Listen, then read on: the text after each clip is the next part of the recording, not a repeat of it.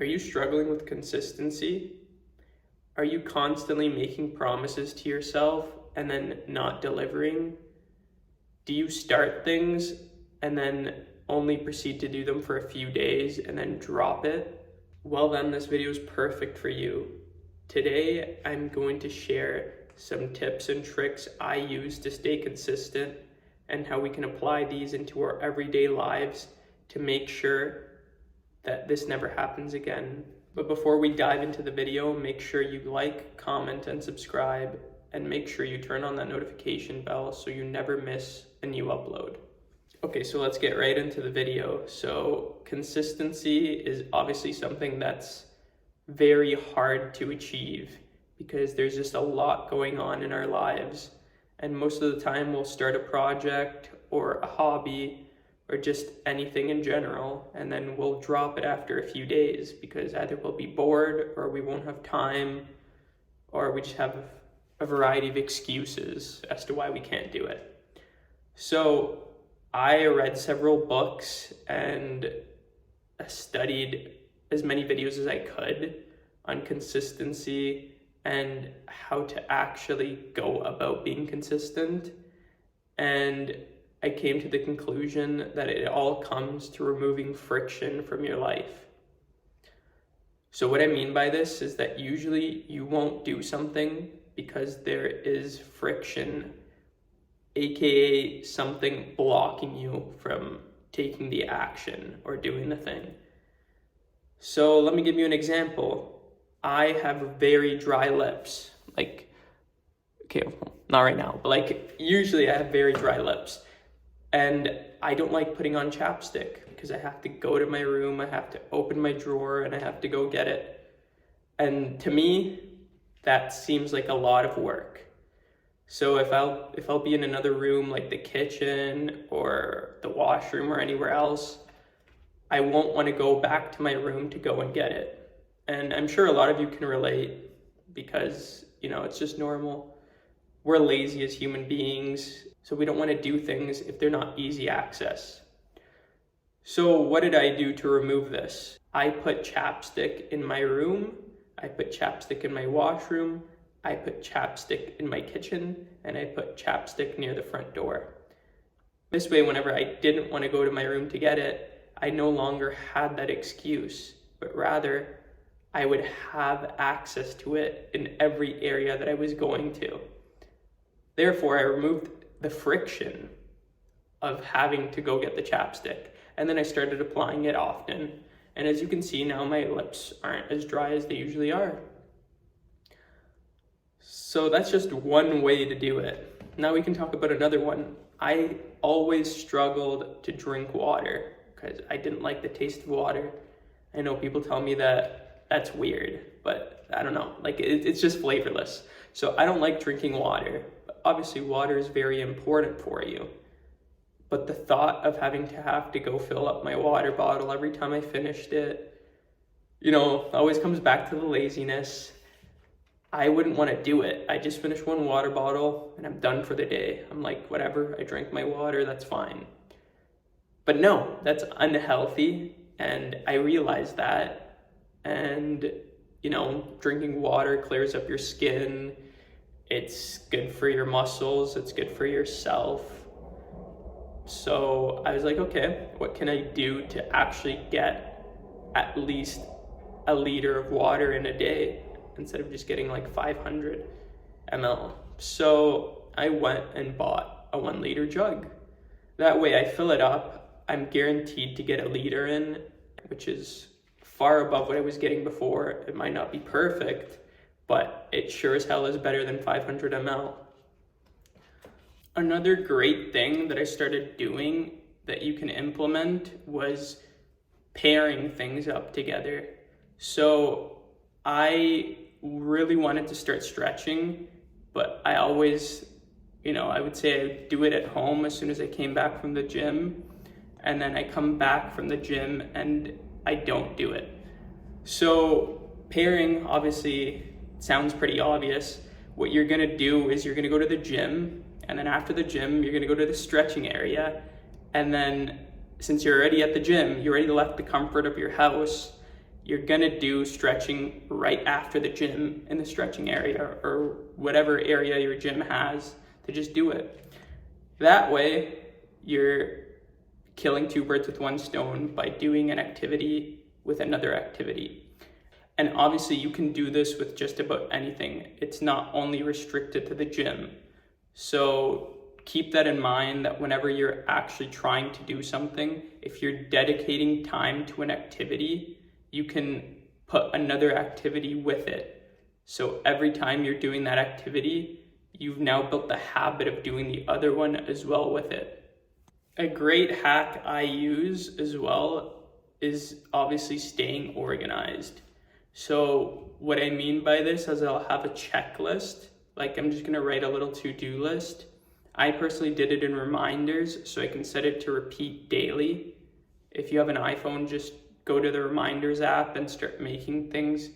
Just a list of the most important things. Don't go making like a 20-page list of every micro thing you need to do throughout the day. Write the important things, like, I don't know, schedule your meal plans, your working hours, your gym hours, and I don't know, your break hours, whatever you need in there. So just write like 5 things that you absolutely have to get done and set them to remind you the specific hours every day. So at around that hour, you will always have the habit of wanting to do that thing.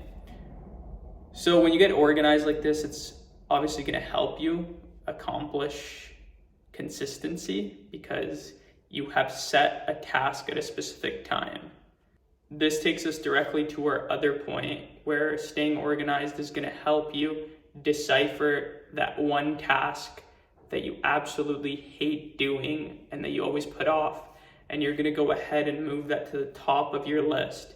So that way, upon waking first thing in the morning, you do your routine, do what you need to do, and then you go ahead and you get to that task right away. So for me, that task is going to the gym. I basically have a love-hate relationship with the gym because I'll say I'll go at nighttime, but then, I don't actually end up going because, I've worked, I feel lazy. I'm like, oh, it's late anyways, I can just skip it. So I will personally just lay out my gym clothes on my bed the day before. So I already have what I'm gonna wear. And that's already removing the friction of deciding, oh, I don't know what to wear or whatever. Or like the idea of having to get your clothes ready. So I lay them out and then I wake up, throw on my clothes, they're already there. I do my whole little routine or whatever. I drink my protein shake and then I head straight out to the gym. That way I get the gym out of the way right away. And what will happen is that you also feel so much better going throughout the rest of the day, not only because you worked out first thing in the morning, but because you removed such a big obstacle from your day. It just feels like you lifted off such a heavy burden from you. So you're gonna go into the day more positive and like you can take on more challenges, because by having done the most difficult task, every other task is gonna seem that much easier to you. So whatever it is for you, whatever might be daunting for you, make sure you move that to the top of your list. That way you get it out of the way and you don't have an excuse to not do it. So how I structure my day personally, I'll have the gym, then I'll have my work, and then I will just have the rest of my day. Like I literally do everything in the morning up until a little bit into the afternoon, and then I can just do whatever I want. And that's the only way that works for me, because every time I try to move things around and I'm like, oh, I'll postpone this to the afternoon or to the next day, it never happens. And then I beat myself up for it. I'm like, oh, here you go, you're being lazy, you didn't do this when you literally had time, but you went and scrolled on Instagram and all that stuff. Another thing is you gotta limit your screen time and your distractions. So go ahead, do yourself a favor, go into screen time and set a limit on your socials that is attainable. If you have a severe addiction and you scroll for like 8 hours a day, set 4 hours of screen time, which is still horrible, but it's better. I personally have a 30-minute timer on my socials combined. So if I scroll for like 20 minutes on one, I only have 10 minutes to use the other one, and then it's closed for the day.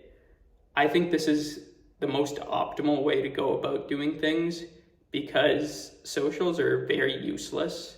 Like, genuinely, they serve you nothing but insecurities. So you might as well just get that out of the way, and it will help you be more consistent because you removed a time sink from your day.